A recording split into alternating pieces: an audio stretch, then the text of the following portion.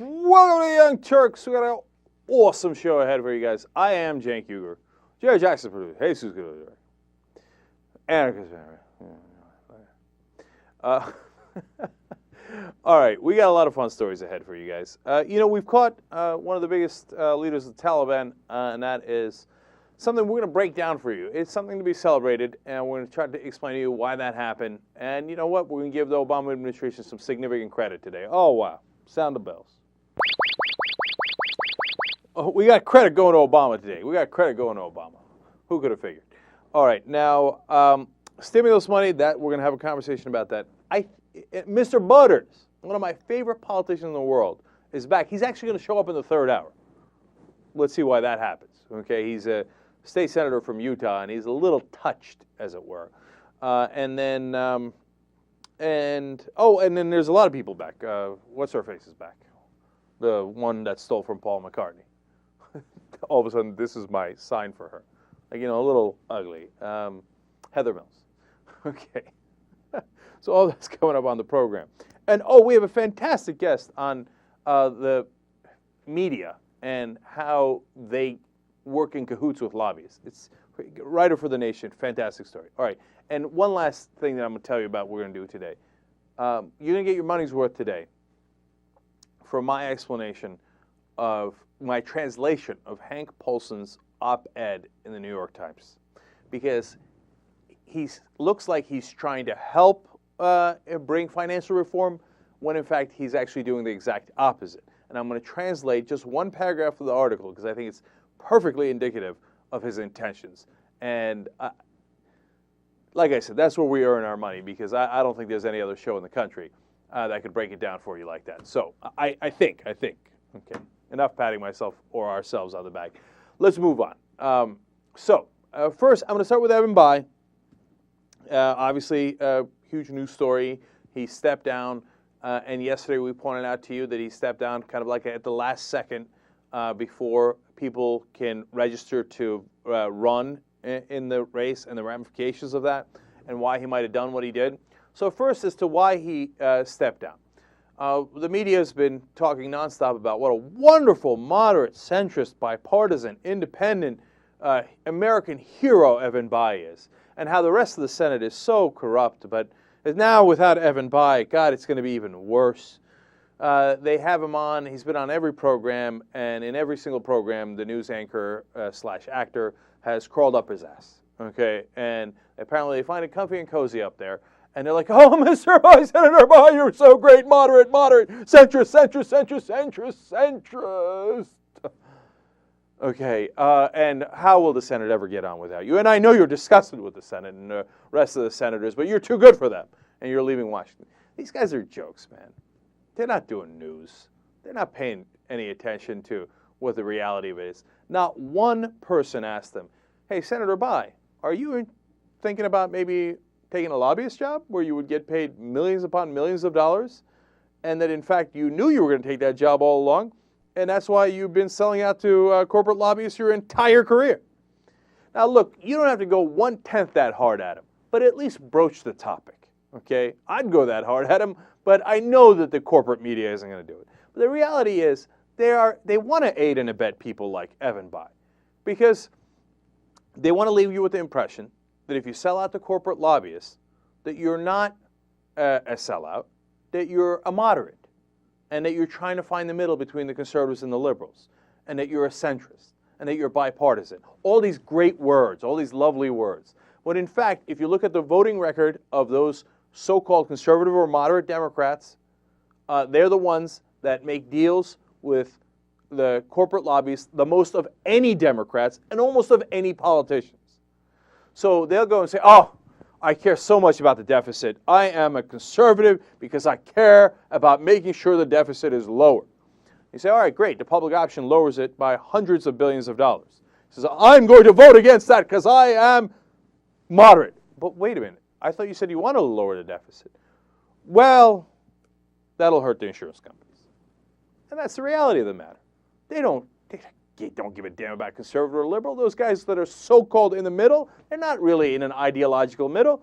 They're in the middle of taking all your money, taking the corporate lobbyist money and giving your money out to them. That Senate health care bill that Evan Bayh loved at the end and helped to create was a disaster. And it's still sitting there, and they're probably going to pass it.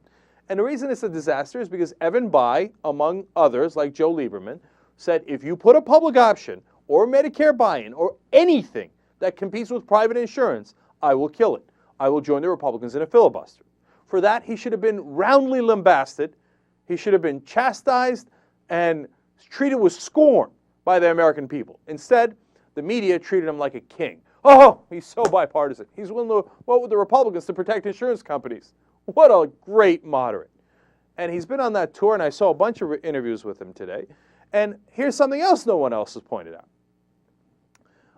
Do you know that his wife sits on the board of WellPoint? And that she makes over $1 million from that position? WellPoint is an insurance company, a health insurance company, and that her stock, after Evan Bayh joined with Lieberman, etc., to say that he will under no condition pass a public option, the amount of money that his wife had in stock from WellPoint went up approximately $250,000. Now that's what I would call a gigantic conflict of interest. He votes against the public option, and his family get literally, the next day the stock went up, his family gets $250,000 more in their bank account. Now, did anybody mention that while they're interviewing him? No. He's great. He's moderate. I'm sick of it. The media is lying to you. It's all an illusion. Now, they're painfully stupid, and they don't know anything about politics. They don't know why any of the politicians act as they do, and they're totally oblivious to what's actually happening in Washington, or they purposely want to mislead you. They don't want to tell you that Evan Bayh and the rest of the so-called moderates are sellouts, and that they are the first people to sell out your interests to the special interests, which the American people already know. If you look at the polls, 80% say that the politicians act based on their catering to special interests, not to us, right? And that's Bayh, right? That's a small part of it. Now, when is the last time you heard on television any senator being called to task? It's always the other guys. They're always about, oh, senators, Washington's full of them and the Senate's full of them. So who are they? How come when they go on television, none of the anchors ever, news actors that are being called news anchors, ever call them out on it? Because they want them back on their programs. And, their companies have interests that align with the interests of those senators. And so you can't touch those senators. You can talk vaguely about how D.C. is corrupt, but never, ever, ever mention that a specific senator does things to make himself rich and his family rich.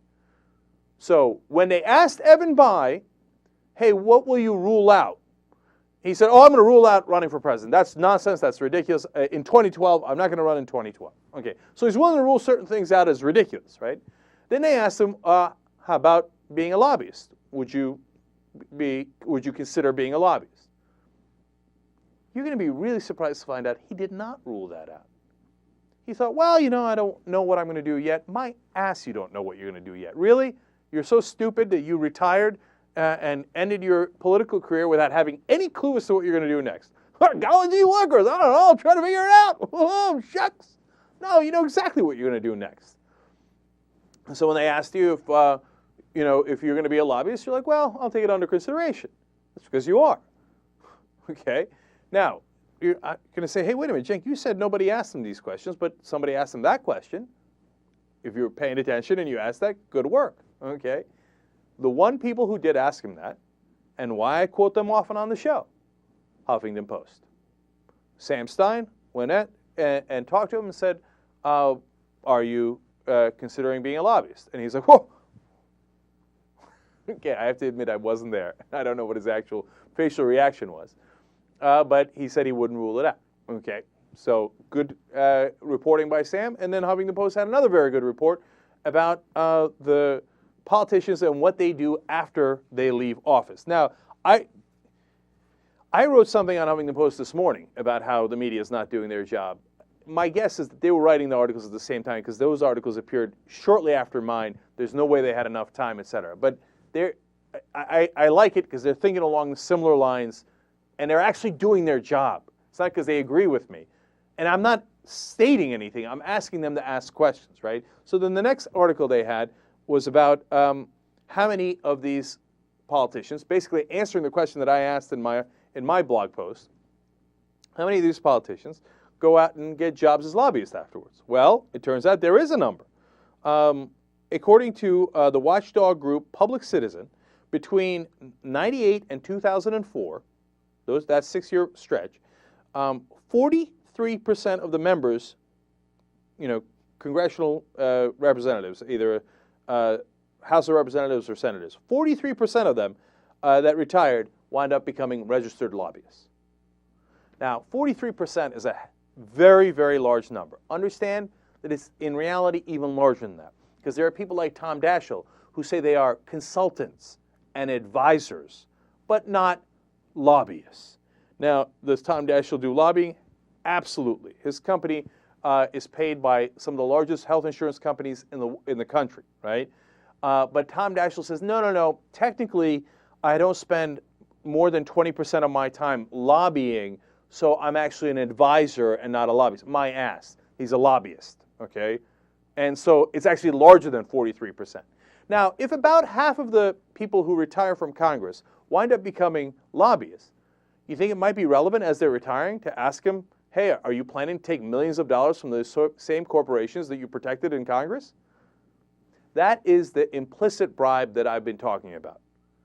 You play ball, you don't rock the boat. When you retire, there's a big payday coming for you. And that's what Evan Bayh is looking forward to. And again, give credit to Huffington Post here, because they pointed out that's what Dorgan is looking to, it appears is looking to cash in on. I was the first guy to point that out because there was a statement where he said that he might work in energy policy in the private sector. And I sounded the alarm bell and I said, that means he's going straight to the energy lobby. Now, other people have begun to ask Dorgan that question. There's questions about whether Chris Dodd is going to go into the financial industry or lobbying for the financial industry as he's now working on financial reform. And it's not just Democrats. A number of retiring Republicans. Mel Martinez from Florida. Oh, concerned, conservative, Republican Mel Martinez. He didn't give a damn about conservative or liberal. He pulled a Sarah Palin. He retired in the middle of his term. At least Evan Bayh is going to complete the term. Martinez didn't even complete the term. He got the hell out of there and immediately signed on to become a lobbyist. Immediately. Millions of dollars goes straight to him. And, gee, I wonder if that affected his decisions while he was a senator. Okay, our media is horrific. The only upside of it is that it drives more people to our show. Because if you want the truth, we're going to give it to you. If you want crap, glossed over, you go and watch the traditional media. All right, now, as to who's going to replace him. Now, we talked about this a little bit yesterday. There's a plan afoot. The only people that don't know what the plan is us, the American people, okay? Because Evan Bayh, it turns out I stated the fact wrong yesterday simply because the articles did, and I don't know why they had it mixed up, but let me correct that. I said yesterday that the filing deadline in order to run in the Democratic primaries, and apparently in the Republican primaries in Indiana as well, was Friday, this upcoming Friday. Turns out that's not the case. It was actually today. The filing deadline has already passed. Okay, so Evan Bayh retires a day and a half before the filing deadline? That doesn't give anybody else a chance to run. You think that was by accident? That's not by accident. Obviously, he planned that. And obviously, some people knew about it. The question is who knew about it and who didn't. There's a woman who was trying to run against him, Tamara DiPolito. She's calling herself a political virgin. Now, I love that, and I want people who are not polished politicians, polished at stealing our money, running, right? Now, she's definitely a little rough around the edges, and she says the Democratic machine is trying to run her out of town. And I read some articles where they were laughing about that, like, oh, she sounds paranoid. She's not paranoid. Yeah, the Democratic machine doesn't want her to run.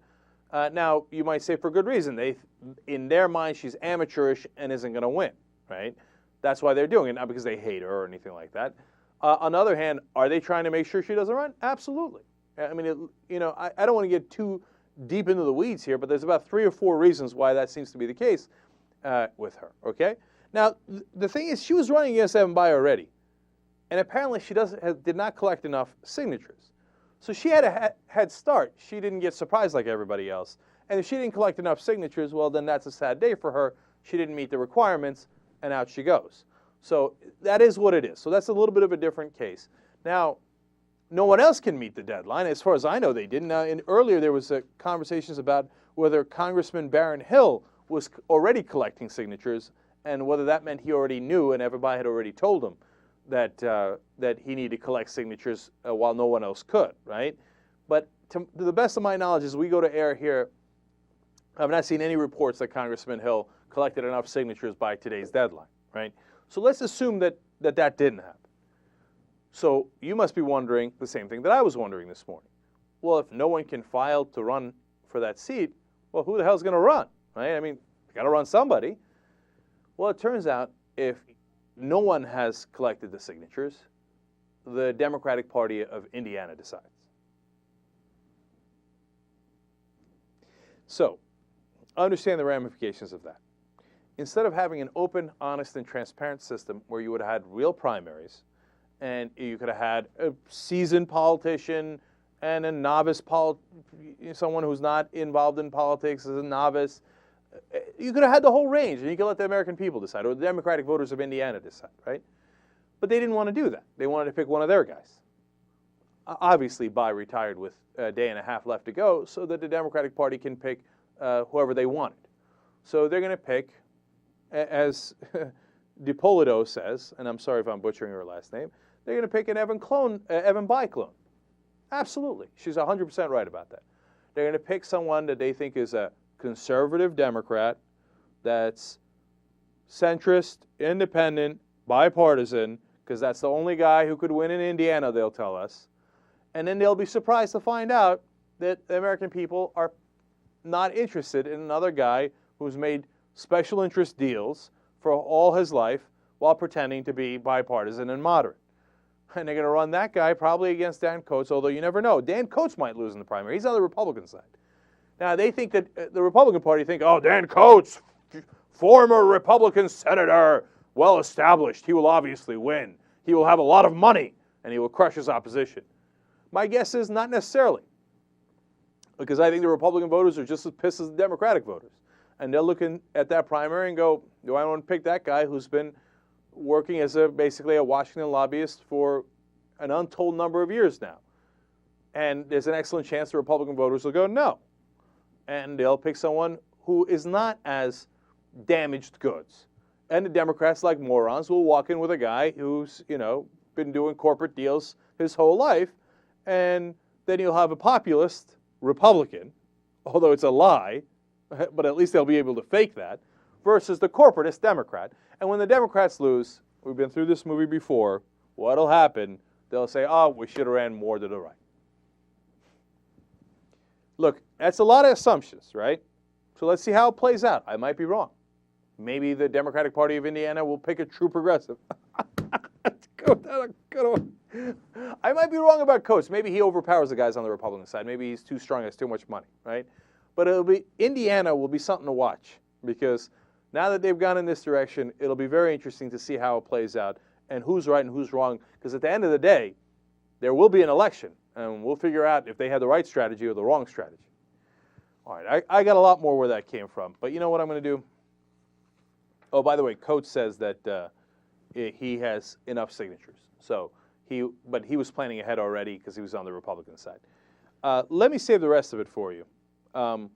And I want to come back and talk about that Al-Qaeda terrorist, the Taliban leader, different. Taliban leader that was captured and the relevance of that. So come right back on the Young Turks. Back on TYT, and we are good to go. We got a lot more fun stories for you guys, including one of my favorite politicians in the country is back. I told you a lot of people are back today. It's Butters. You remember Miss Butters from Utah? He's back. So we'll get to him in just a little bit. Mm-hmm. But first, of course, another controversy that's back, Tiger Woods. Yes, Tiger Woods is back. His mistresses have not stopped talking about the affairs that they had with him. And one mistress in particular, or alleged mistress, is Jocelyn James. She is a 32-year-old porn actress, all right? And she has decided that she is going to go on Inside Edition to talk about her relationship with Tiger Woods. Oh, thank God, because not enough people were talking about that. Some of the things that she plans on elaborating on is the fact that she says she was pregnant twice by Tiger Woods. The first time she had a miscarriage. The second time she made arrangements for an abortion. Okay? Mm-hmm. And she basically just plans on talking about the unsafe sex that they had with one another while they were having their affair. That is great, because what we really needed, the one thing that was missing in the Tiger Woods stories was abortion. And so I'm glad that's finally out there, and now we could talk about that as well. And if you're going to have sex with a porn star, probably best to have unsafe sex. Now, but understand that you got to take everything she says with an enormous granite of salt, okay? Because who knows if she's lying or telling the truth. I mean, did she have a miscarriage and an abortion in that time period? Maybe. I'll even give her probably. Was it by Tiger Woods? Who knows? She probably had sex with she's a porn star, so literally hundreds of guys in that time period. She's really sure that Tiger was the dad? So she's so sure because that was the only guy she was sleeping with? You want to talk about not buying it? Okay, I'm not buying that. Look, whether it's true or not, this woman is like the scum of the earth. I just can't. She makes Jamie Jungers seem like a classy lady. Okay? Because, all right, I think Tiger Woods' wife has had enough at this point. Like, just let it go. I mean, these women will do anything for money, anything for the attention. They don't care at what cost, okay? They don't care that they're hurting other people in their whole publicity whoredom. Like, fuck this girl. Like, it pisses me off so much. It makes me upset because it's like, dude, the scandal is over, okay? Everyone knows that he messed up on his wife, but she's trying to milk it even more than she needs to, and it's annoying, and it gets on my nerves, and I just wanted to talk about how much I hate her. Okay, I hear you. And your views on this are very clear. Let's put it that way. Look, I think the part that bothers me about her is that she's using an abortion she had to try to have, according to her own claims, to try to grab more attention. Like, no one really necessarily believes that was Tiger's kid. I don't think she believes that, etc., right? But she's like, ooh, I had an abortion. Is that good enough? Will that grab a new attention? Will someone please focus on me? And look, the sad thing is it did work because it's everywhere now. That's part of the reason we're covering, because everybody's like, oh, my God, Tiger Woods' mistress had an abortion. The only difference between us and the rest of the people covering it is we're at least telling you that we don't believe her, right? And there's an excellent chance she's lying. Whereas all the other press reports, they just put the headlines, and then when you read the text of the story, I mean, you got to challenge that woman. You can't just put that out there like it's absolutely true. Who the hell knows if it was Tiger's kid, fetus? I don't know. The whole story's uncomfortable. But one last thing to this is another little wrinkle, another woman who claims to be his mistress, who's in her 40s. She claims she actually had a kid by Tiger Woods, okay? Mm-hmm. But that she wasn't really sure and didn't know because she thought it was a Serbian basketball player's kid. Okay, first of all, you can't tell the difference between a kid of a Serbian basketball player and Tiger Woods. Second of all, how many athletes were you sleeping with at the time? I mean, it's comical, right? And there are these women that go on the circuit, and they're like, yeah, what do I need? A Croatian hockey player, a Serbian basketball player? Tiger Woods, that's a huge win. And the whole time, some of them, I'm not saying this woman, some of them are just trying to get pregnant. Mm-hmm. That's another reason why I find the porn stars' claims totally not believable. You had Tiger Woods' kid and you aborted it?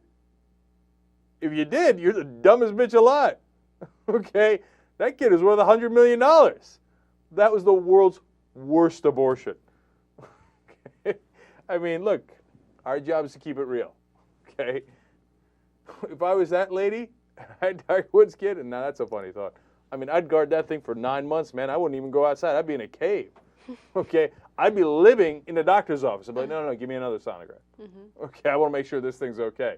You don't understand. This is worth a lot of money. That's the reality. You got Tiger's kid and you had an abortion. You know what? I didn't say how much of a lie that was enough in the beginning of that story. That's the world's worst lie. Mm-hmm. Heather Mills is more likely to be telling the truth. Yeah, I had Tiger's kid and I had an abortion. On which planet? This woman. This attention-seeking woman, porn star. We're going to give that up. Get out of here, man. All right. Now, my views on this are abundantly clear. Yes. And we can move on. All right. There was a 40-car pileup in Kansas, and people are blaming it on the snow. Mm-hmm. And I just wanted to mention this because the snow sucks. Okay, obviously. So first, there isn't a person alive who doesn't want to see a 40-car pileup. So we've got the video for you. And I'm just as guilty as anybody else. And as soon as I heard 40-car pileup, I was like, cool, let's check it out. Thankfully, nobody died, and there were Right, 15 people rushed to the hospital with minor injuries. So They're fine. They're fine. That's so we could all enjoy it, okay, without feeling guilty about it. Look, keep it real, right? Like other people pretend that they're not into it. You're telling me you're going to see a 40-car pileup and you're not going to look? Come on, that's awesome. Okay, and thank God nobody got hurt. Everybody's a winner in this case, except the insurance companies. Okay, which then, again, everybody's a winner in this case. All right, go ahead. Go on your rant against snow. What's the matter with it? No, that's it. I just hate the snow. Like, I can't stand it. It's that simple. That's, we've had this discussion about how crazy you are before. Mm-hmm. But one, you've never even experienced snow, so what difference does it make to you? No, I have experienced snow. I experienced a week of snow in Big Bear, and it was just a terrible experience. Wow. Okay. No, a week of snow at a ski resort. You know, exactly. That should actually work in my favor even more, because I was at a resort, so it should have been fun, but it wasn't.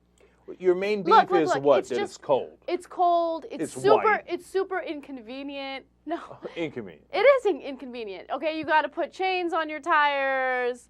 I've never put chains on my tires in my entire life.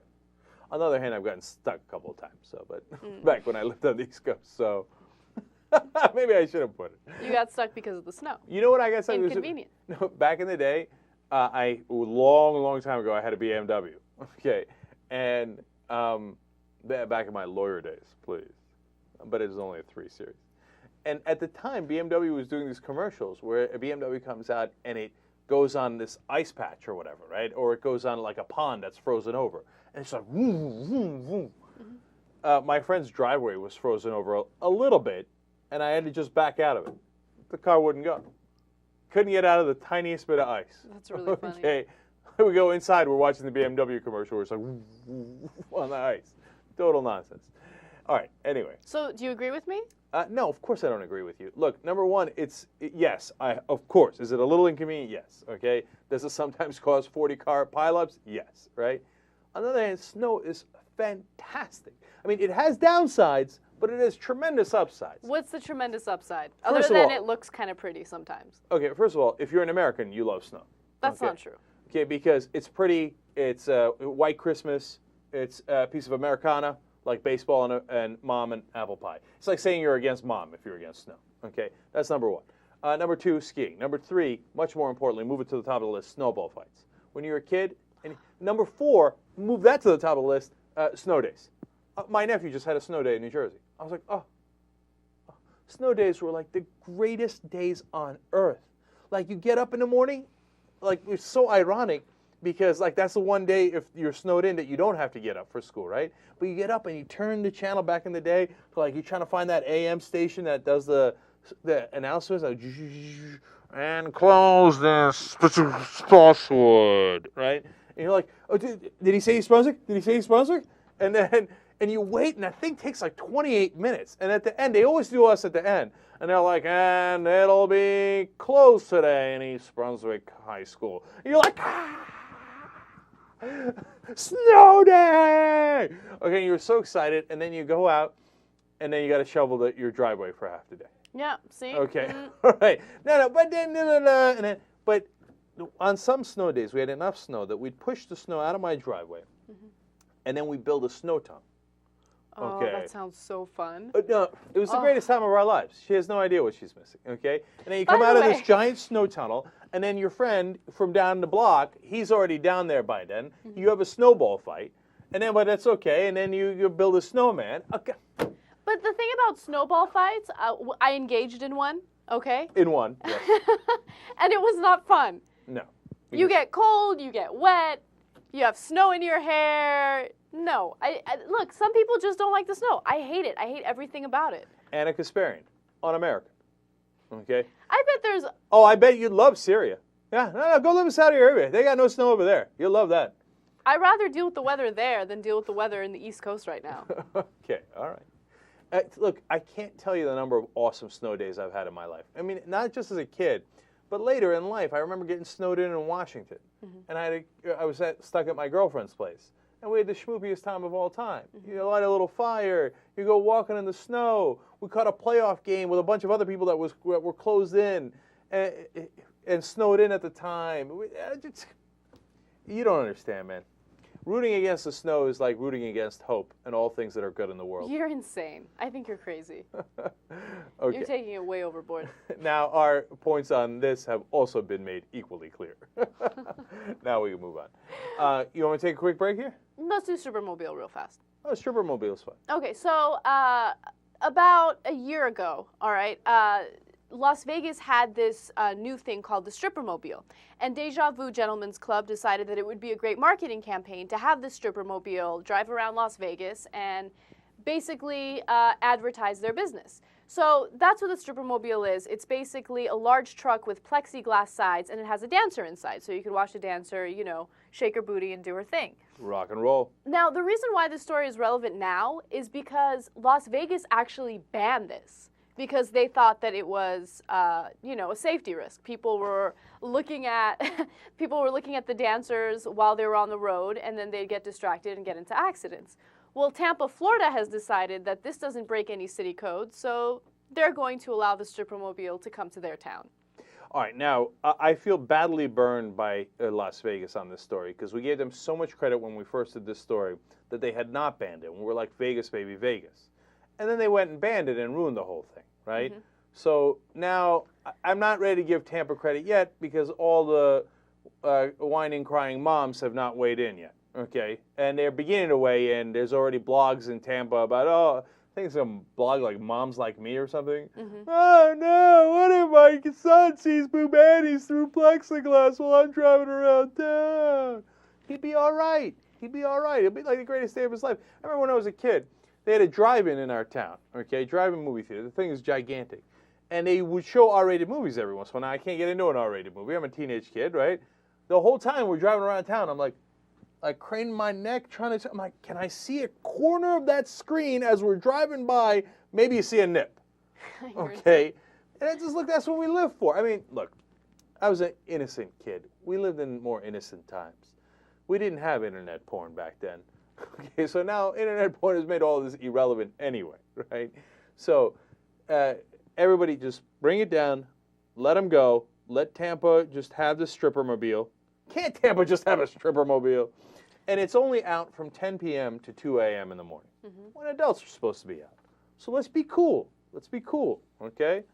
And it's brilliant marketing by Deja Vu. One, because anybody who sees this is obviously going to pay attention, and then they're much more likely to go to their establishment. But number two, even if you get banned, you're going to get great publicity out of it, right? Because then everybody's talking about the Strippermobile the first time around, and they're going to talk about it the second time around when you get banned.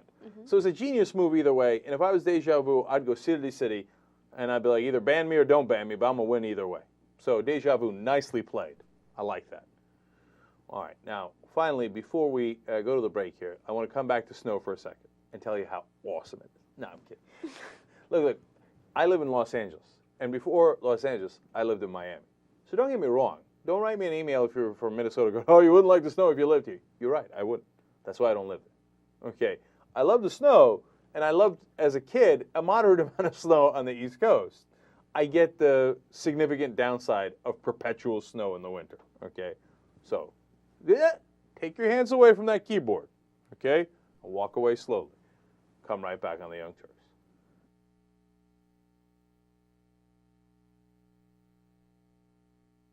All right, back on the Young Turks. Hank Paulson was the former head of Goldman Sachs. When he left that company, he left with $500 million. He then later became Treasury Secretary under George W. Bush. And he then was forced into, he claims, into bailing out some of the largest financial companies in the country, including Goldman Sachs. But not only did he bail them out directly, but he also gave them an indirect bailout through AIG. And they wind up paying off $13 billion to Goldman Sachs 100 cents on the dollar when they could only get about 20 cents on the dollar in the open market. So he was critical in funneling a tremendous amount of money to his former company for some of the stuff that he himself had sold to AIG. Okay. So understanding this background, Hank Paulson, of course, in the mainstream media is treated as literally a king. There was a very famous magazine cover of King Henry, and they said that he saved the country from recession, depression, etc. Now, Hank Paulson is back arguing for financial reform in the New York Times opinion section. And you say, that's interesting. Well, he's looking for financial reform. But is he really? That's the question at hand. Okay? And in the beginning of the article, he says, look, if I didn't act and we hadn't done the bailout, we would have had 25% unemployment. Boo. So that's supposed to scare us. Oh, okay, then funnel any money you like to Goldman Sachs. So he goes on to explain about how we need to act and we need financial reform. Now I'm reading this and I'm thinking, well, look, I don't care where he comes from. If he's on the right side, I'm happy to have his assistance in doing the right kind of financial reform. But as you read on in the opinion piece, you begin to realize that is not his intent at all. So now I can go through the whole piece, but instead what I'm going to do is I'm going to break down one long paragraph here and tell you what he's saying and what he's meaning. So let's start. He says here, winding down a large institution is difficult and time-consuming. The regulators with this responsibility will need to be trained to do the job. Let's stop there for a second. Now, so far that sounds pretty good. It's time-consuming and difficult job. That's true. And the regulators need to be trained to do this job. They have to have specific expertise. Okay, now the translation. The translation is, you need to hire people from Wall Street because they're the only people with sufficient expertise to do this very complicated job that you simpletons wouldn't understand. Now, those Wall Street guys will wind up helping their own companies, but look the other way because you wouldn't understand because it's so damn complicated. Now, how do I know that that's part of where they're going? Because that's exactly what he did before. He hired a guy named Dan Jester who still had money invested in Goldman Sachs to decide how much money should go to Goldman Sachs from AIG. Okay, but very complicated. Only Dan Jester could understand it. Let's continue. He says, and we must also require all large firms to develop a roadmap for their liquidation well ahead of any failure. Well, that again sounds pretty good, right? These are not the only necessary reforms. We must also address regulation of derivatives and our over-reliance on credit ratings agencies. Now, I'm thinking, well, that actually is great. Credit rating agencies is a problem. Derivatives is a major problem. He's identified that. And you got to have the banks have a plan for if something goes wrong. All this sounds really good. So if he means it, let's go to the next sentence. He says, over time, we have to simplify the patchwork of quilt of regulatory agencies and improve transparency so that consumers and investors can punish excesses through their own informed investing decisions. Pause. So it turns out, no. You don't want the government regulating these guys, whether it's the derivatives or the credit rating agencies. It's a patchwork of quilt of regulatory agencies. No. They're no good at it. Now, let's be a little bit more transparent. Let's keep doing it, but show you a little piece of it so that investors can make their own decisions. In other words, let the market decide. Now, that's exactly how we got into this mess in the first place. When they said, no, we're brilliant. We know how to take risk and when not to take risk. You think we want to crash our own companies? We don't want to crash. And these investors are very savvy. And they'll be able to tell if we're doing something wrong and they'll take money out of our companies. Now, none of that proved to be true. The investors were not savvy. They didn't mind crashing their own companies because all anybody ever wanted to do was get the bonuses like Hank Paulson, right? So what he's arguing for is let's go back to doing things the old way where we let the companies decide for themselves without any refs or cops to tell them what they can and cannot do. So let's continue now. He says, we have to examine the many policies that favor home ownership and recalibrate our support for them. We must also tackle what is by far our greatest economic challenge, the reduction of budget deficits, a big part of which will involve reforming our major entitlement programs, Medicare, Medicaid, and Social Security. Aha. If it wasn't bad enough that he only wants the Wall Street guys to, quote-unquote, be in charge of regulating and reforming Wall Street. And if it wasn't bad enough that he's saying, just let Wall Street handle it, these savvy guys will be able to regulate themselves. In the end, he's saying, look, we do need money. Where should we get the money from? Well, of course, the poor and the middle class. It's time to go rob them again. So his answer to all the problem is, cut the budget. And how do you cut it? Cut it by taking away the rights of the middle class and the poor. Now, I say rights because we paid into Social Security. We paid into Medicare. And by the way, here's the most important part of this. Social Security has been running a gigantic surplus for decades. Do you ever hear that in the news? Not that often, right? What you hear is Social Security's in trouble. It's in trouble. We got to cut it. We got to cut it. No, the reality is it ran an enormous surplus. The problem is the politicians already spent that surplus. So now they're saying, well, we're running out of money. Yeah, that's because you shouldn't have spent it in the first place. But you did. You raided Social Security, which was supposed to be for our economic security, for the middle class of this country, when they retire. And you took all that money. And where did you spend that money? On senseless wars, which went to defense contractors. You spent it on, TARP bailout. That went to the richest people in the country, including Hank Paulson, his former company, and all his friends. So it's exactly reverse Robin Hood. They took from the poor and the middle class, and they want to keep taking, and they want to give it to the rich. And then when the money runs out, they go, well, where are we going to go? We're going to raid your Social Security and Medicare and Medicaid, and that's where we're going to take it from. And the next time there's trouble, well, we're going to say, oh, look at that, the free market didn't work. But don't worry, the answer is more deregulation, so we can keep on robbing you more and more. Hank Paulson is one of the biggest culprits of this whole thing. He's the one that that put together the toxic assets at Goldman Sachs in the first place. His company then sold them to AIG, sold them to other places, I should say, made tremendous money off of it, and then insured it with AIG. And then when all those toxic assets were in fact toxic, they turned around to AIG and said, give me all the money for that insurance because I knew that stuff was crap. Well, how did you know it was crap? Because Hank Paulson built it as crap in the first place. And then that allowed you to make the bet saying, oh, I bet it's crappy. And then Hank Paulson becomes the Treasury Secretary and says, well, no, we got to pay off that bet. Even though Goldman Sachs knew that stuff was crap, and I was the head of Goldman Sachs, we insured against it so we get paid off if they went under. So we made money selling them, and we make some money when they go under. How do we do that? Well, if Hank Paulson's the head of Goldman Sachs, then turns around and becomes the head of the Treasury Department, and he makes that ultimate decision, well, it becomes really, really easy.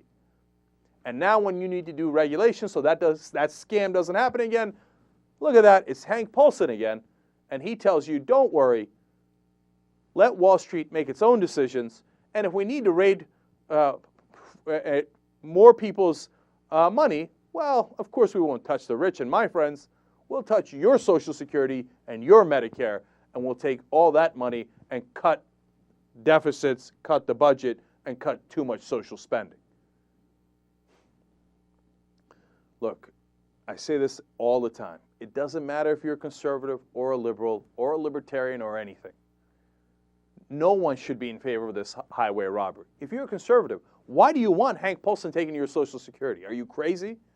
If you're a libertarian, maybe you didn't like putting money into Medicare, but now you did, okay? And that money is yours. They should have stored that away for you. Instead, Hank Paulson wants to come and steal it again. How stupid do you have to be to let him do that? These titans of industry and the politicians who are in their back pockets, they're not here to help you. They're here to rob you. Don't let them do it. And don't let them drive this nonsense agenda about how Social Security is bankrupt and Medicare is in a lot of trouble. And the only answer is to cut your payments of those so you don't get paid and they do. It's highway robbery. This is why I get so frustrated with the media because, look, it's out there for anybody who wants to know. Like what CNN can't figure out how Hank Paulson made that $500 million at Goldman Sachs. Newsweek, who wrote the article, King Henry, can't figure that out. They don't have any investigators. They don't have any reporters. They can't figure out what Paulson's real agenda is. They're all knuckleheads. No, they just play ball. Everybody plays ball. I get so frustrated, man. All right. Look, you think I'm frustrated. You should get a load of the Greeks. You know how Goldman Sachs ran a scheme in Greece? Have you heard about this? You know how Greece is in a lot of trouble now. It turns out they were hiding a tremendous amount of debt. You want to guess who helped them hide that debt? You guessed it, Goldman Sachs. And what they did was they said, hey, look, if you take a loan, that's on the books, and everybody can see it. And everybody can see you don't have the money to pay that loan back, and your financial situation is a mess, right? So here's how we're going to help you with the European Union. Here's how we're going to help you hide the money. Well, we're going to sell you a derivative. And that way, it's not a loan, and it doesn't go on the books as a loan. It's just, or a currency swap, so that you're just getting the money, and you're going to wind up giving me other stuff later. So let's talk about that real quick so you have an understanding of what happened in Greece and what apparently happened in other countries, possibly in Italy and Spain as well. But we know for a fact what happened in Greece. So they say, look, I'll give you the money for now, and I'll show you a way to hide it. But you give me all the money from your highways, so I get to keep all the tolls from your highways. You give me all the money from your lottery, the lottery that was supposed to go into social programs, education, et cetera. No, that goes to Goldman Sachs now, or to whoever is on the other end of that derivative, et cetera, right? Goldman Sachs arranges it, some of which they do for themselves, some of which they do for other investors, okay? So those are just two of the examples. But all the money that they're supposed to collect for the people of Greece, they instead collect for the bankers, okay? Why? Because they borrowed the money and they couldn't tell the European Union and they had to hide it, okay? And then, if that wasn't enough, Goldman Sachs gets $300 billion for setting all this up in fees. I mean, they took them to town in 800 different ways, okay? And then when it blows up, they go, oh, what could we do? Of course, Goldman Sachs had nothing to do with it. The other bankers had nothing to do with it, right? And now the European Union is investigating what Goldman Sachs, in fact, did do, and whether it was fraudulent to hide all the money the Greek government was secretly borrowing, and recklessly so, that not only endangers the Greek budget and the Greek economy and the Greek government, but the whole European economy, right? And so I began the story by telling you the Greeks are not taking it as well as we are here in the U.S. Of course, I don't condone this. This is terrible.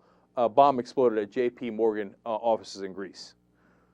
And they're like, oh, you think you're clever. Okay, so now look, that's terrible and unacceptable. That is not the right way to handle it, okay? But what that'll do is that'll put the fear of God in some folks, okay? So the next time you want to do shenanigans, you're going to think about that, right? Now, I don't want people doing that here, not even close, not even remotely. It's terrible, okay?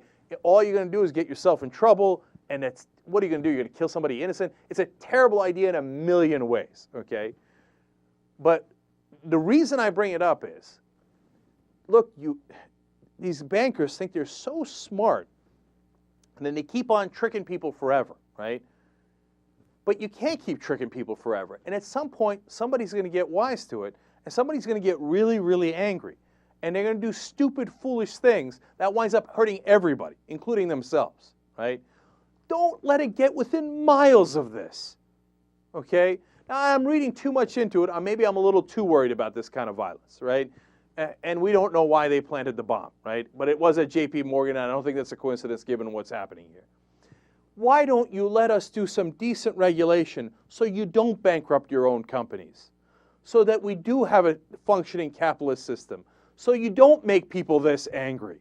Why don't you think long-term just a little bit? I want to play the game, but we need refs for this game. Because if we don't have refs, what we have instead is anarchy. And maybe you take advantage of that anarchy for some time, and you wind up taking your bonuses, and you wind up doing all these tricks that Hank Paulson's doing here in the U.S. and Goldman Sachs did over in Greece, and that winds up working out for you in the short term. But at some point, all the banks collapse, they bring down the economy with them, and they make people very, very angry. And that's a dumb, unproductive way to go, and you're killing capitalism by doing that. And you're killing our economies by doing that. We need to step in and be the refs here so we can play this game right. Young Turks.